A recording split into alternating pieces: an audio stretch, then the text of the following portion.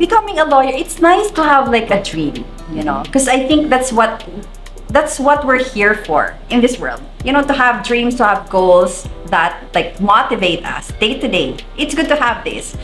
But one thing I realized now that I'm a lawyer, you know what? It's not the be all and end all of life. It's good to have achieved this point, but of course, I will have to make new dreams and goals to like achieve, I think.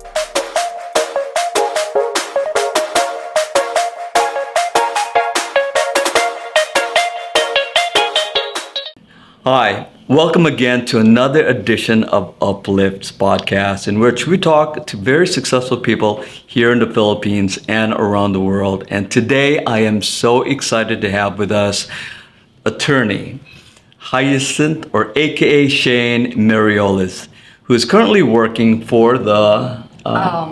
I work as an associate for a Hera law office, and I'm also a consultant for the provincial government of Albay under Governor Grex Lagman. Thank you. And what makes her so amazing is her story of her struggle, how she was able to become an attorney, even though that she had many years of challenge, right? And so here she is, she's going to be talking about a story that I know will inspire and touch your heart. And for those who are struggling for the same kind of struggles that she's having, maybe she has a story that might be able to uplift you out of your struggles.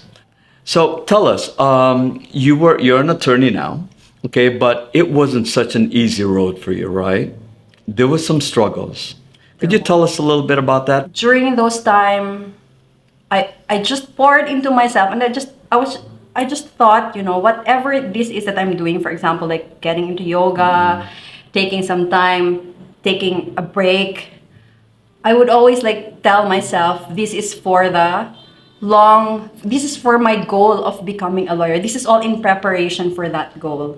Was that goal something you've had in you for a long time, ever since you were young? You know, you were a teenager. Have you envisioned yourself being a lawyer?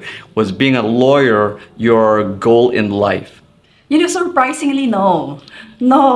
Like, maybe more than becoming a lawyer, probably becoming a nun or a missionary was like there or present than becoming a lawyer, if I can be honest about that. Yes. Wow. Yes. So from a charitable kind of profession, now you're into as an attorney.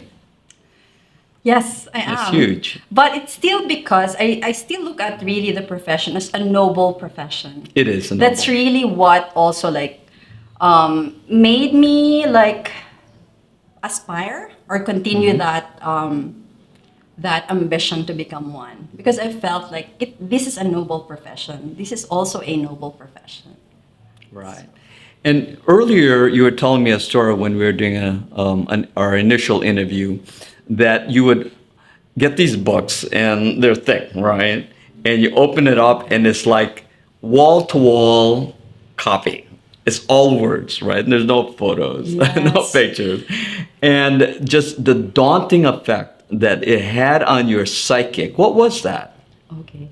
So that happened to me 2 years after I enrolled, my very first enrollment in law school. So I enrolled in law school 2006, right? So that was the first time I entered law school. And like I mentioned, I got burned out because I went to a law school that was known for, or notorious for, having like terror teachers, quote unquote. They have high attrition or mortality rate. Like for example, for 1,000 enrollees for freshmen, by the end of the school year, they'll only retain like 100 or 200 or a couple hundred qualifying for second year. Second year. So that was the pressure was just intense. So I felt that combined with the professors that would really like stun you every meeting. That was just really too much for me to take. So I came from an all-girls school in college. Not that, you know, I'm not saying that we're not like built for it, but it was more like we were more sheltered. So that kind of environment, I would say, like, intimidated me. Intimidated. Yeah. So there, 2 months through the SEM, I got burned out. I'd open a book, and all I see are words, letters. Yeah, like I That's scary. couldn't. I could exactly like I couldn't comprehend anymore. So I thought maybe that is what mental breakdown is. Maybe. So there, I'd open the textbook, and then I thought, I'll just crawl towards the end of the SEM, if you know what I mean. Like, Yeah. I felt like my spirit wasn't there anymore to finish or endure law school, but I just said to myself, I'll just finish the semester and then I'll make a graceful exit. By graceful exit, like I shared earlier, we had this chance to have like a recollection, a retreat for the entire batch. And I remember myself saying or delivering a message to the batch. I said there, I remember myself saying, I may not become a great lawyer, but I'll be a great person. Wow. Because I felt like that was the end of law school for me. I thought that was like closed book. No more law school. You're I'll just done. live my life. I'm done. Like I'm done with law school. Yes. And then there's something else happened during law school that also defined your life. What was that? During the first time that I went to law school, well, one is that I think law school presented much of what the actual world is. That it's really, there are people who are not always pleasant. That it's not, there are just so much challenges, really. So much challenges and that's the real world. I think law school showed me that this is the real world. It's tough, Yeah. So maybe that's one takeaway from my first time in law school. And then you're also multi-talented, right? And what helped change your decision from a struggling law student to a point where you said, you know what, I don't want to become a lawyer anymore. I think I'm done with this. And then something else happened to you, Yeah, right? my life like took a very interesting turn. So after law school, so I was depressed, right? After law school, that's when I got diagnosed, I think, of depression and bipolar. So then I had to like do yoga. I got into energy healing. So, and what went well with that, I think, was also having to tap into my creative side first. Like, it was all cerebral in law Yeah. school. So after law school, opportunities kind of opened up also for me to like venture or not venture, because before law school, I was already like considering also like singing maybe in hotels and stuff like that. I actually tried that for a time. But there was this time that I got to sing with Jose Marichan. Okay, this was a fundraiser in my hometown in Masbate. So I got the chance to like talk to him, and we asked about like we just asked for maybe some of his words of wisdom on like if one is to venture into that industry, and he said, I think the plan to go to law school was already looming. So we just sought his advice, like between this singing and going to law school, what would be Yeah. more like practical or. And then for some reason, he said that that's like for long term. So he basically discouraged getting into the music industry. So that was like an interesting conversation with him. But anyway, so after law school, I had that chance to tap into that again. So he wasn't my boyfriend then, yet. But eventually, my partner, my duo, okay, so he would play the guitar. He became my boyfriend. So we would have gigs, okay? So law school and then gigs, energy healing, yoga. So like hippie life, if there is such a thing. So that was it for 7 years until I met this judge. Okay. So I was in the bar. I sat with this judge.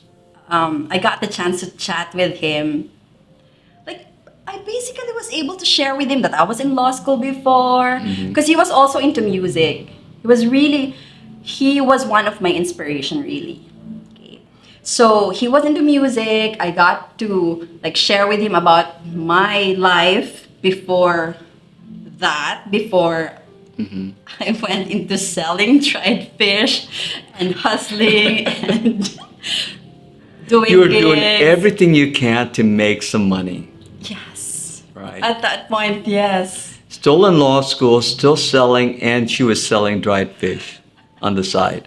I left law school, and then, like I mentioned earlier, I got Yeah. pregnant within a year. So I had to hustle. As a mom, I had to hustle. So were you married? No, I wasn't married. Okay. I So wasn't married. could you say you were like a single mom? I was a single mom. I was a Okay. single mom. I still am a single mom. Right. Yeah, So yeah. you're a single mom struggling to go to school, taking care of the child, which is especially a newborn. It's not easy. It wasn't. It Right. wasn't. But I had a very easy child. Yeah. Yeah. Luckily you. Luckily, yes. So I met this judge, and then eventually he became a close friend. So when a position got vacated in his office, he offered me a job in the trial court. He said, "Are you interested to try this job?" And you weren't in an the trial attorney yet. court. I wasn't an attorney Okay. yet. I worked as a I started as a court interpreter. So I worked as a court interpreter in Makati, in a trial court in Makati. So that's how the like interest for law school got reignited. Because as a court interpreter, you're one of the voices that you would hear in a courtroom. So it's the judge, the Yeah. lawyers, of course the witnesses, and the court interpreter. Because the interpreter would translate the Filipino statements into English, and then if the response is in Filipino, you'll have to again translate that into English, yeah, and vice versa. Yeah. And so you eventually become not the attorney, right? Even with all the struggles. And when you first opened that book many years ago and started your law school journey, and you saw all this text, and I, for myself, I'm a visual learner, right? I need to see pictures, I need to see videos, and if I see something like a textbook and it's all just copy, I can't concentrate, right? What made you decide that, you know what, I am going to now put all my effort and all my attention into this? The struggle for me to define myself as an attorney is now going to come to an end.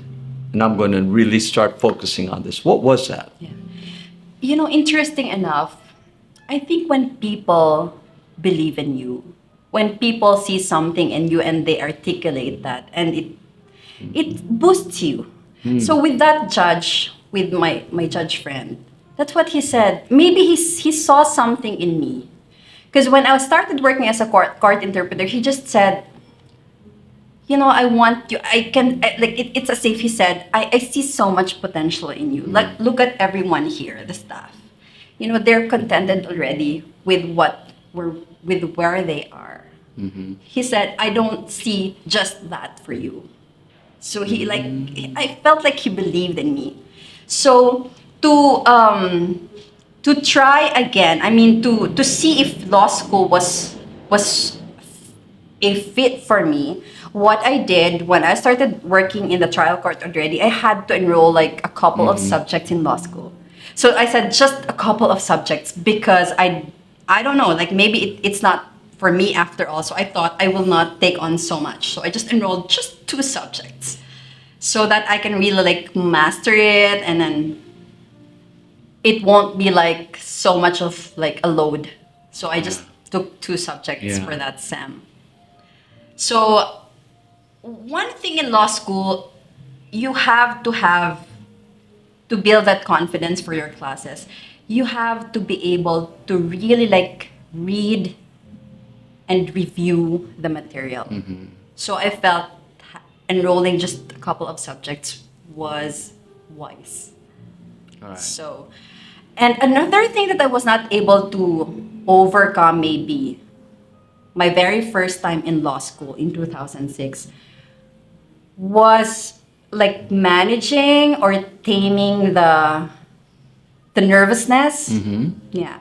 So in 2006, I've always been like a diligent student. So readings, I really put in time. Like when in 2006, I would read for like the entire day.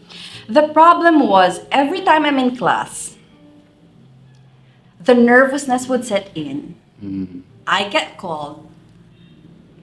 I'm not able to articulate a thing from what I studied. Like my head would go like blank, and I would just basically like babble or blab something, and after that what was I talking about? Like it wasn't making any sense.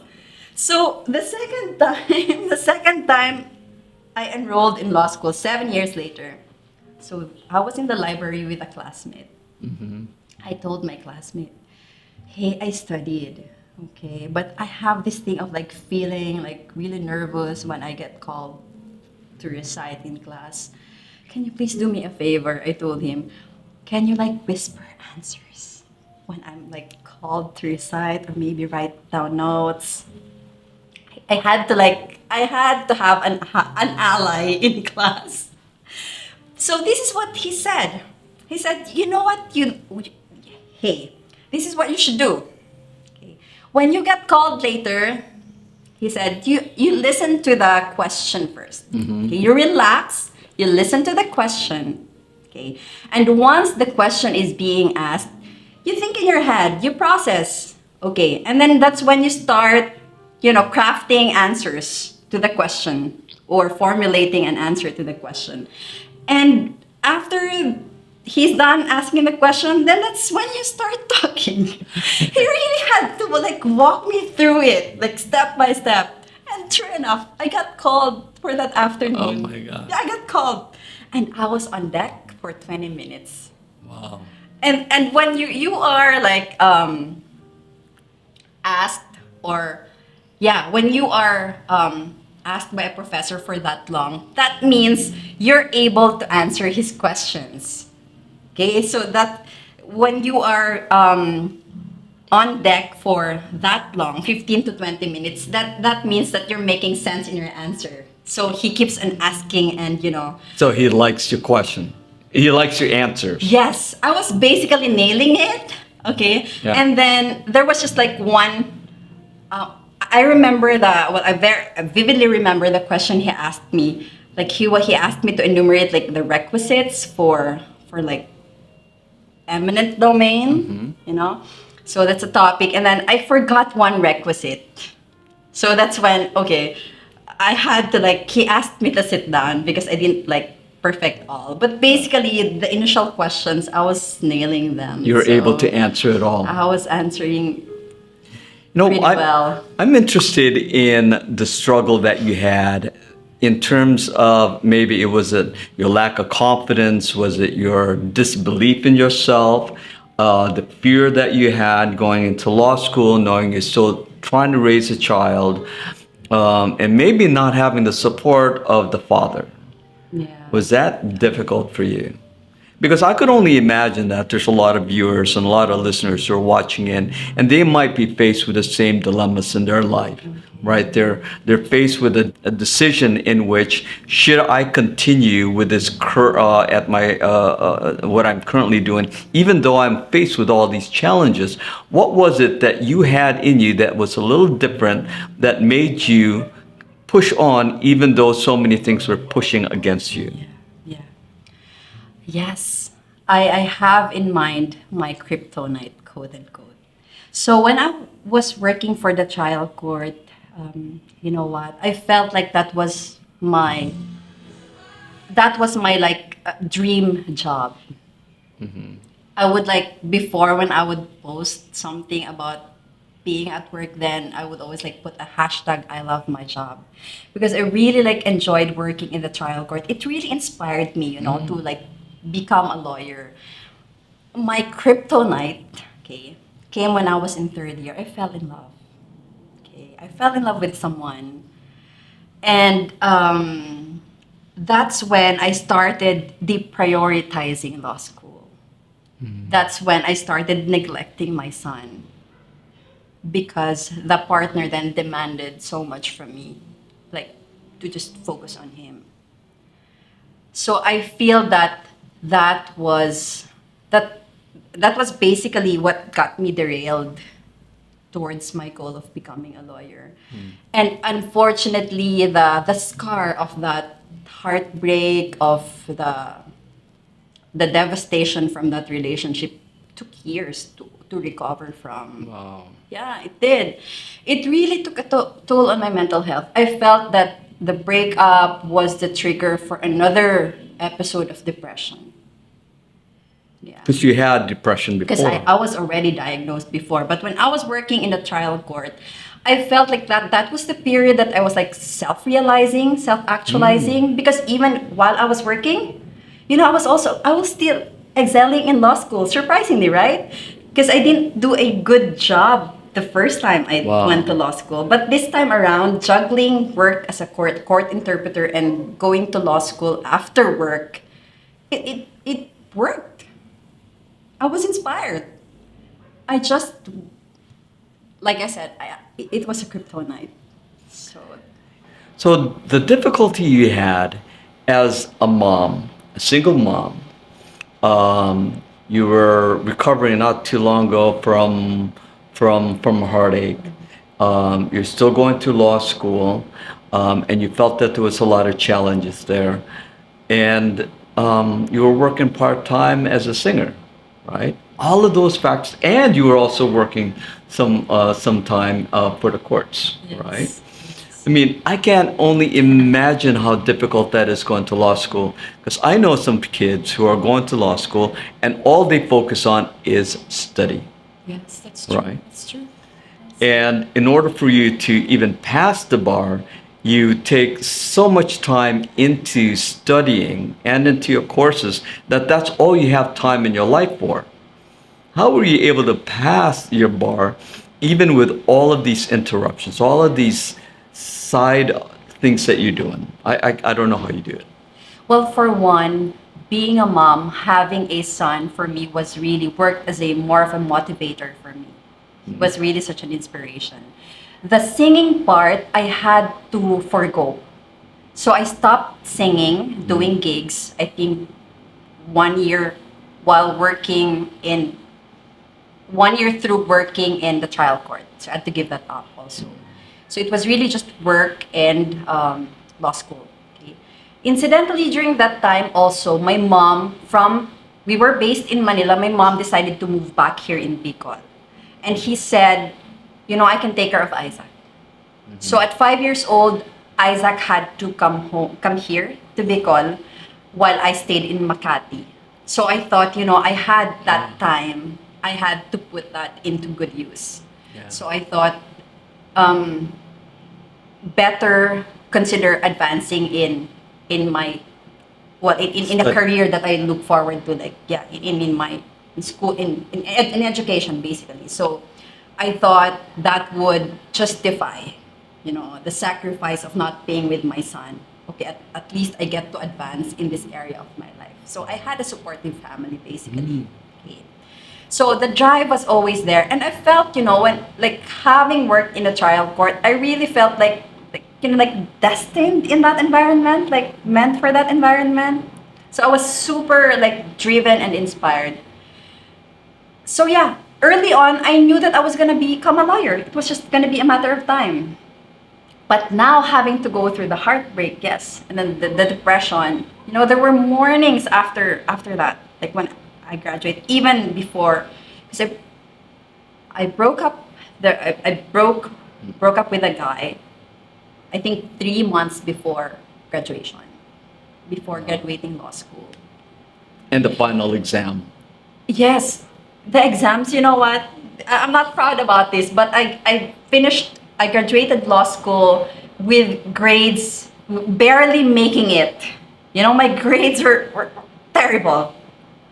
But there were about 30 plus of us vying to graduate that school year. Only 12 of us were allowed to Wow. to graduate. So Out of despite the grades, yeah, out of how many? How many? about 30 plus. 30. Only 12. 30. You said. Only 12 of us had the approval of the dean to actually graduate for that year. But was I happy about that? At that point, no. I wanted to put off everything because I felt like I needed to heal.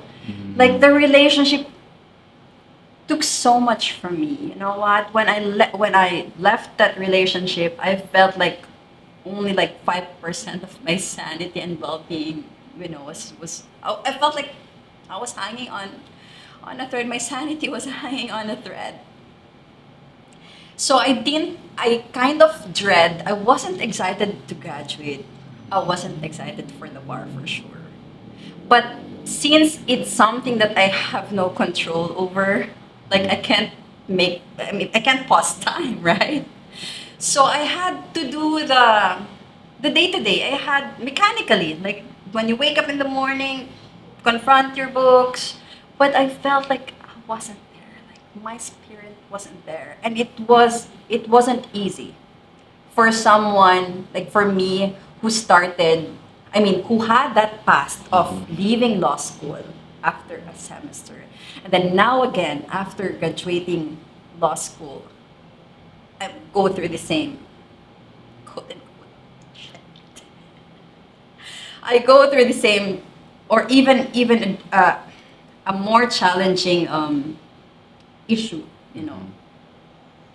So it wasn't easy, but I had to do it because after you graduate law school, there's not much of an option really. It's really the bar exam to become a lawyer or not. I mean, not becoming a lawyer is not in. It's not an option. So I got promoted. So okay, 2019, I had to go to Thailand for a yoga training because the depression was worsening. It was really worsening Wow. at that point. Like I was seeing a psychiatrist regularly, and I was skeptic about medications. But it came to a point that they had to prescribe some. And I did try. And I didn't like how it felt. Like in a day, I'd be asleep for most of the day. Like I thought, how is this living? How is this living? So I think third day, I stopped. And I booked a yoga retreat in Thailand. So it was 2 weeks in the planning. So I booked, and September is my birth month. So I said, I'll fly to Thailand for the whole of September, do a yoga training, just see how it would maybe help with my brain wiring.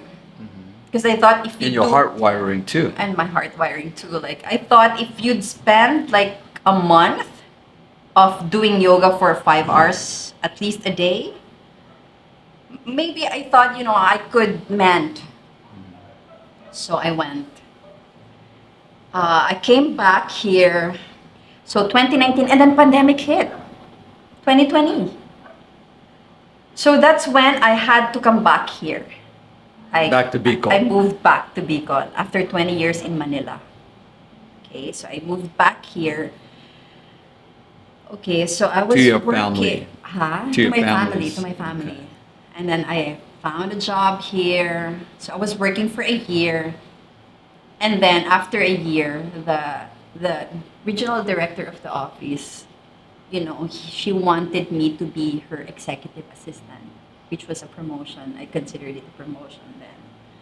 That was supposed to be the that was in the like that was offered. That was on the table at that point. So before taking on that job, I thought I'd go to Manila first, just for a week and just reset before I take on the new position. And then when I went to Manila, that's when I reconnected with all my friends who were already lawyers. They were already all attorneys. They were all attorneys. One is a public attorney, one is in labor. So these were like my batchmates. They passed the 2019 bar exam. So I graduated 2018. They graduated 2019 but passed the 2019 bar exam. So seeing them, I wasn't sad though. It was more of for me a life affirmation. Like this is where I'm meant to be. To be. Like I love hearing because when we go out, of course they'd be talking about the cases they're handling and the challenges at work. And I said, this is music to my ears. Like I feel like this is really what I'm meant to become also. So when I went back home here in Bicol, I had to talk to the regional director. I made a choice, I made a decision to quit my job so I can focus for the bar exam. Wow. Yeah. It was that abrupt, but I always knew that moment will come when I feel like this is it. Go for it. Okay. So I went to the regional director and she gave me her blessing. She said, I can't get in the way of you wanting to advance in your career or in your work. So go ahead. She didn't even ask me to give a 30 days notice. She just let me go right away. Go. She just, I think you're going to make it this time. That's what she said. So I did. I didn't waste a day. 3 weeks later, the result for the 2020-2021 bar came out. This was the bar exam where the percentage of the passing rate was very high. About 70%, 70+%, passed the bar exam. Because conventionally, it would just be between 20% to 30%. Okay. So the results came, and a lot of fellow underbars I knew of or I know of really felt devastated, or they regretted not having taken that bar exam. Whereas I, when the results came out, I'm just happy that it didn't shake me. All I thought was, that wasn't the bar exam for me. That wasn't the bar exam for me. Because I did try. I wanted to, my heart wanted to so much, but I wasn't there yet. So I didn't, that didn't affect me so much. Okay, so I just continued reviewing. Okay. But I had to encounter a challenge again through my 7 years of review. I met someone. Okay, so oh my God, here's my kryptonite. Your heartstrings are being pulled again. For the third time. Jeez, yeah. You know what? And my dad told me when I was reviewing, he said, this is so funny because it was the first time that he was really authoritative. He really, what do you call this? Insisted on his authority, for me to heed him and hear him, to not entertain anyone yet during this period. But yeah, he really intervened and he really advised me to don't fall in love. Yeah. For now, so I had to I had to tell that guy that I had to focus here. Okay. Gladly he was understanding enough. I said, yeah, that's our priority. So we'll see what happens after and stuff like that. So good thing I was able to manage that one and overcome the anxiety. But yeah, the anxiety was ever present during the 7 months review. You know, those thoughts in your head that would say like, you know, you failed and Yeah. maybe you will fail again. All those negative talks, they would creep in. But I just really put in the work. Like I wake up, I'd listen to the videos, I'd read my text. So within the 7 months, I was able to read at least 2 times the materials, 2 to 3 times. I covered everything that I felt I needed to cover, and of course, I have this novena at night before I go to bed. I would pray to You pray. I would pray to Padre Pio. Okay, Padre Pio. His feast day is my birthday, so I kind of like just feel have that like affinity with him. So anyway, I was raised. I mean, I studied in a Catholic school, so it's also like it's deeply ingrained in Yeah. me. So will never discredit that.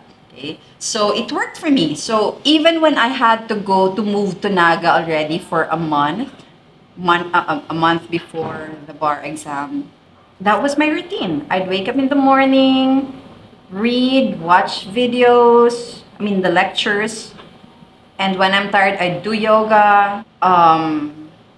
Take a rest when I need to, like meaning when I'm really like mentally exhausted and you can't take anymore, you just have to take a break at that point. So yeah, get a massage, stuff like that.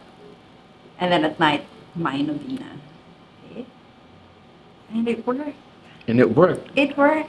So, but of course, here's the waiting time again. So we had to wait for months before the results came out. Okay. Was it like, you know, Um, nervous? A part of me believed that I did my best, because this time around I had to make sure that like during the examination day I had to make sure that I really answer intelligently. Like I really have to analyze the question this time. I can't just give I think this is it and maybe Yeah. right. I had to be deliberate with every question. And you know what? I would leave the classroom. I would be the last person to leave the classroom every time. Wow. 8 exams. I am the last person to leave the room, just to ensure that I really am able to think through my answers. So, what would you say your words of inspiration to those who are struggling with the struggles in their life? Should they do in order for them to be able to overcome? One is that, like, for someone especially who has depression to who's managing, for example, a depression or a mental health issue. I've told my friend this, because with depression comes suicidal thoughts, truly. So there was this one time that I had to tell my friend, I will wait for life to quit on me. I will not quit on my life. I will wait for life to quit on me. Like, I think that's how much of a fighter I am. You have to be a fighter. You have to. You have to. You have to believe that there's a purpose for you being here. Okay? You have to believe that, a lot of people, or most of us really, are here on earth to aspire for happiness, for peace, for all these things, right? So if your day-to-day isn't that yet, meaning you have to work to achieve that. So I think that's what kept me going. And of course, I had my son.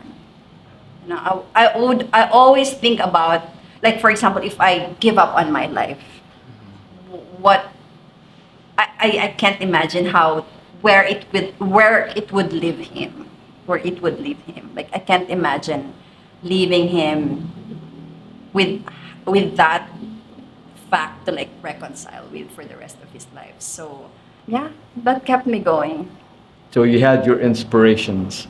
I had my inspirations, not And- just with life, but yeah, with the people who who are there, who I know look up to me, you know.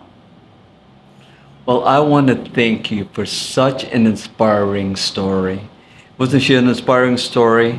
I just loved how you were able to keep continuing on with your life, even though you had all those struggles. And I can't tell you how many people have their struggles, but your struggles were intense. Yeah. From heartbreak to healing, from child and pregnancy to struggling with even how you were able to study, you know, even going to work and all your other extracurricular activities. So I have to thank you for being on our podcast. And I hope all those who are watching and listening find inspiration and find the motivation that she had in order for her to overcome all of her struggles. So, because if she could do it, Yes, of course, you all can do it too. But one thing, I want to leave another message, you know, to the listeners or viewers there. Becoming a lawyer, it's nice to have like a dream, you know, because I think that's what we're here for in this world. You know, to have dreams, to have goals that like motivate us day to day. It's good to have this. But one thing I realized now that I'm a lawyer, you know what? It's not the be all and end all of life. It's good to have achieved this point, but of course, I will have to make new dreams and goals to like achieve. I think. and what would be some of those new dreams and goals you have? Well, that would be, since I'm already a lawyer, that would be to be a successful lawyer, and maybe in the next 5 years become a prosecutor, work as a prosecutor, and who knows, maybe eventually be a judge. A judge. Yeah, this I is would the love goal. to see that. Yeah. And I have a feeling one day we're going to be calling you Judge Merioles. Oh, amen to that. Okay? Yeah. And so if I ever get a ticket here in Albi, you could help me out with that? Good, because And I'm we going will to be be calling having you. another episode. Absolutely.